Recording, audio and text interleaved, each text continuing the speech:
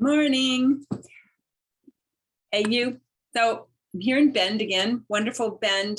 Gorgeous day. It's going to be something in the 80s today, which is amazing. We're in the middle of so-called fall. It's gorgeous weather. I am here to talk to you about what you want and how to get what you want and know what that is. So for lots of people I work with, knowing what we want, even for me, knowing what I want, sometimes it's really challenging to figure out what that is. And sometimes people come to me in situations where they're married to someone or in a relationship with somebody who is very different from them sexually, and they don't know what they want, or maybe now they do know what they want, but they didn't know what they wanted in the past.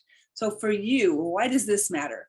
When you know what you want in your relationship sexually and intimately and romantically, you'll be able to talk with your partner in a different way so that that person can actually give you maybe a little bit of what you desire, and that you can get what you desire because you're able to voice what it is.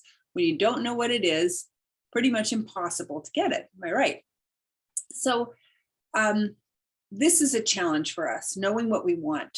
We haven't been raised in our society to really claim our desires. We've been raised to be, kind of good and help other people and put other people's interests first. And this comes up even if we're going to go out for, say, drinks or dinner or something. And so often this happens. So if you and I are going out for dinner and we're going to make a plan, oftentimes what happens is somebody will say something like, hey, do you want to go out for dinner? And be like, yeah, sure, that'd be great. What do you want to get? Oh, where do you want to eat tonight?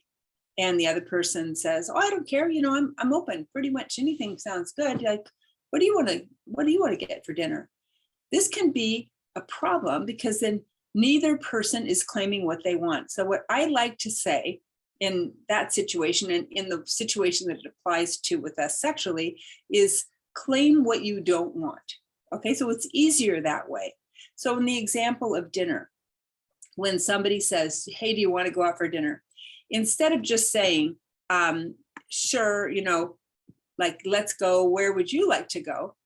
What I recommend is like setting a boundary around what you don't want. So for example, maybe you've eaten a lot of Greek food lately and you're just not in the mood for that, or it doesn't agree with you because you have IBS or something, and it's not a fit for you. So you don't like it, or it's just like you've had too much of it, you don't like it, whatever it is, you don't want Greek food. So claim your no, like I'm open, but let's not go get Greek food. This helps contain the conversation so that the universe of what you might want isn't so big. And then your partner, the person who's with you, who's going to have dinner with you, could be offering something else. How about Thai food? Like, yeah, okay, that sounds good. Which Thai food would you like to get tonight? Oh, how about if we go to the little drive-through place over there on Greenwood, and we'll get our food and take it up to Pilot Butte and watch the sunset. Oh, that sounds so much fun. That's great. So we now have a plan of something to do together, a way to go spend time and connect with food in this case, and with a beautiful view in this case. But we've done it in a way that isn't including the whole universe of what is possible. And this is important for our relationship. So if you're in a situation with your partner or with yourself where you don't know what you want intimately or sexually, and you do know that it's not working for you, okay, so you're in a situation where you don't know what you want, and what you're getting isn't exactly right. So what you're getting is maybe the analogy of the Greek food. Maybe you're getting Greek food over and over in your relationship, if you follow my story here. You're getting Greek food and you really don't want that. You'd like something different, but you don't know what it is. Narrow down your thinking to a couple of options. So more specifically, if you don't like what we call real sex and kind of out there in the world, which would be penetrative sex between a male and a female, let's say you're one of those genders, identifying genders. So if you don't want that, maybe there are a lot of other things that you could like that would be really great for you sexually or intimately, but you don't know how to ask for those things. You might not like penetrative sex because it's painful for you, because it's traumatic for you, because it doesn't bring you the pleasure that you want, that you don't know how to get the sex that you're getting, the penetrative sex that you're getting, to change so that it's better, so that you have it in a different way, different positions, whatever. We could talk about that privately. There could be things about it that need to change in order to have it feel better. But for right now, you don't like it. You don't want it. It falls into that Greek food category for you. So what's left? Okay, so maybe there are other pieces that you'd like. Maybe there would be some kissing or touching or stroking. There could be oral sex. There could be non-sexual touch. There could be cuddling. There could be all sorts of things that you want. When you take that piece off, the Greek food in this case, which would be penetrative sex, when you remove that from the options, it means that you're going to get something that's closer to what you want, and you and your partner are going to figure it out. Because it doesn't always have to be the whole universe of selections. It doesn't have to be everything for you in order for it to be good.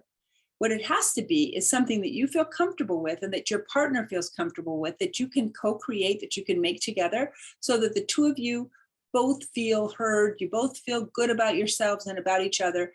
That's what's important, that you have an experience that is really pleasurable for you. I had a client tell me sometime recently that it was her turn to be pleasured in their relationship. They were kind of taking turns, and she still felt like it was going to be a bad evening. And I said, why would your evening, when you want to be pleasured, be a bad evening? And it was because her partner was performing or wanting more sexual touch than she really wanted. So my comment to her was, ask your partner to please do only what you want, right? Only your thing, only, like maybe it's making out or holding hands or just cuddling or walking or some other thing. It doesn't have to be a naked, super sexual thing for it to be a good thing that can lead you to more self-expression that allows you to have more of what you really want. You follow? All righty, that's it for today. I hope that you have a beautiful day, end of September. For those of you who are celebrating holidays, I wish you all the merriest and happiest of holidays, and I'll see you next week. Bye-bye.